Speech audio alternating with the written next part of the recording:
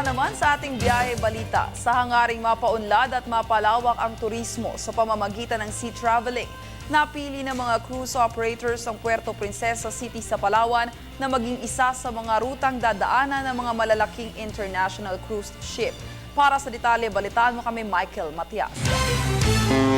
Nagpakita ng interes ang mga malalaking cruise ships operators na isama ang Puerto Princesa sa kanilang mga ruta.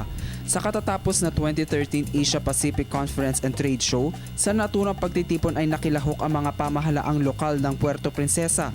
Ayon kay City Councilor Matthew K. Mendoza na nirepresenta ang Puerto Princesa sa trade show, 3 world-class traveler companies ang nagsabing isasama na ang City in the Forest o Palawan sa kanilang mga ruta.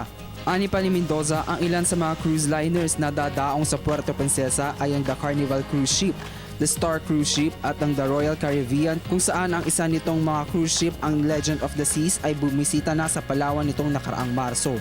Naging malinaw naman na upang mapanatili ang cruise market, kinakailangan na magkaroon ng maayos na preparasyon mula sa lokal na pamahalaan, tulad na lamang ng pagpapaunlad ng pasilidad ng bansa. Isa sa mga kinakailangan at tupagin ng bansa ay ayusin ang mga terminal kung saan dadaong ang mga cruise ships.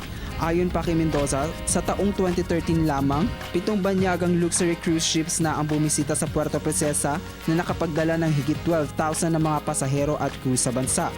Dagdag pa ni Mendoza, higit kumulang na 3.7 million na mga pasahero ang inaasahan na dumating sa bansa mula ngayon hanggang 2017. Sa pagdating nitong 7 cruise ships sa bansa ngayong taon, kumita ang Puerto Princesa Ports Authority o PPA ng 1.25 million sa loob lamang ng 7 araw. Sa 2014, sinasabing 6 na cruise ship ang dadaong mula sa Enero hanggang Hunyo, habang 4 na cruise ships naman sa taong 2015. Para sa Telebisyon ng Bayan, ako si Michael Matias.